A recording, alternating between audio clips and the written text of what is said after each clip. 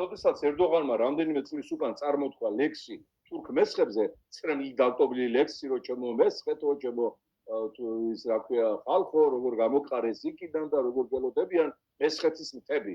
მე მაშინ გამოვედი ტელევიზიიდან და უთხარი ერდოღანს.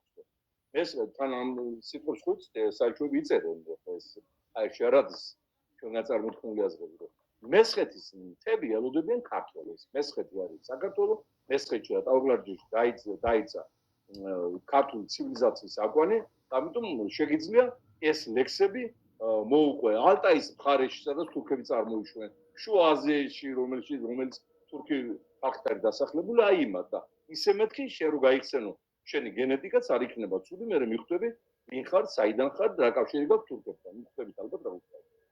ხო, მაგრამ მე ისე წავიდა საქმე, რომ ერდოღანის გამოსვლებში უკვე გამოჩნდა ბათომი.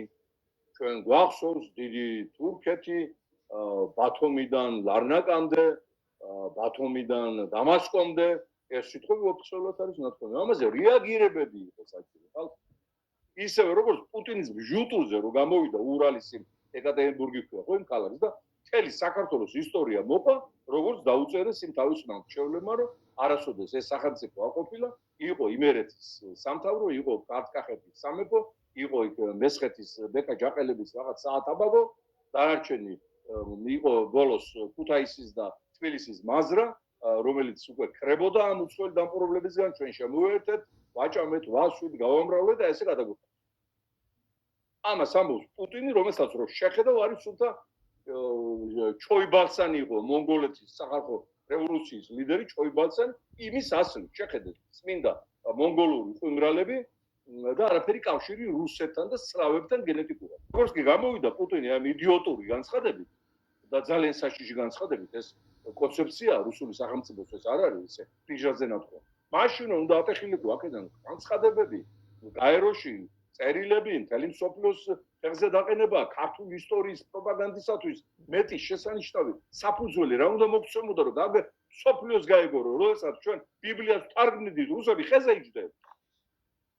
ეს ასე იყო მართლა.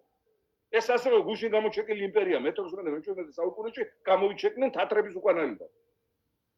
ასე ყოს მიდაპირი გაგებით, ცივილიზაციური გაგებით. ხო და არავის ამონღები არ არის და ყველაფერი შერჩა და მათი ჭამაში მოდისო და ახლა მოგვადგნენ იმ დონეზე რომ ეს ხმოვანი ბგერების წარმოქმნელი ფეხბურთელი რო ჩავიდა პრეზიდენტის რანგში ერდოღანთან იახლა კონტკარტს იქ პირდაპირ უთხრა რომ თურქ მესხები დააბრუნეთ და ამან არც იცოდა თურქ მესხები ვინ იყო ალბათ